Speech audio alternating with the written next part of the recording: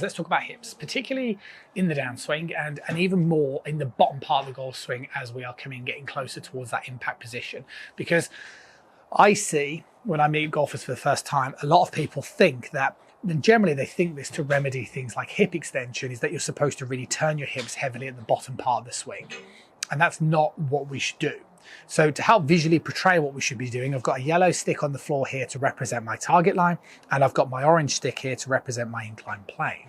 So what happens with golfers who get the idea of rotation incorrect is that they swing back, they start the downswing, and then as they continue to get this feeling of rotating, can you see the way this makes my hands go too far out?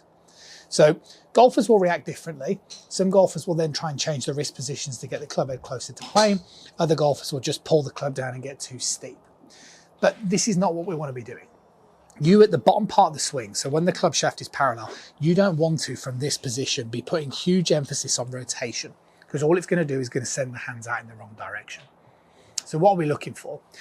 We're looking for a takeaway where the shaft goes up the inclined plane. We're looking for a nice rotation up towards the top. We're looking to start the downswing. And then from here, what we're really looking to do is let the arms come down. So you need to let your arms come down the inclined plane, allow the club face to close, which is going to give you that iconic looking impact position. So how can you get out of this habit of spinning and into that type of position? An inclined plane is a really good, useful practice tool. And if you were to position it slightly towards your sort of lead side, I've just moved the ball back slightly here.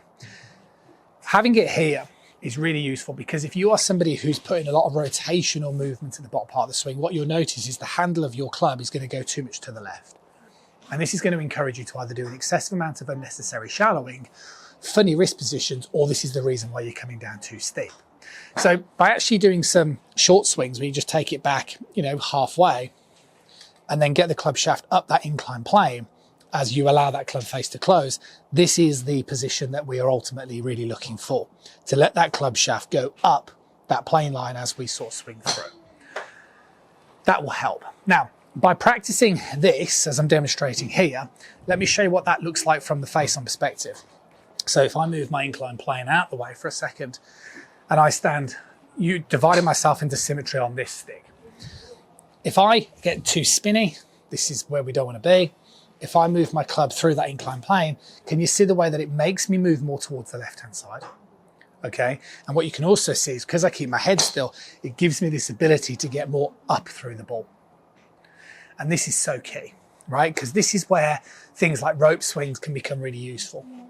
You want to swing back, turn back, move your hips in the start to the downswing, but then from here, you want to get that feeling of up and let your arms down.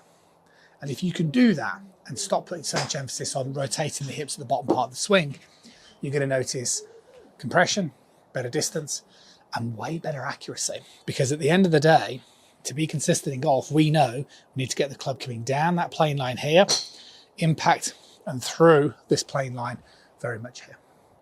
Work on those drills. I'll see you soon.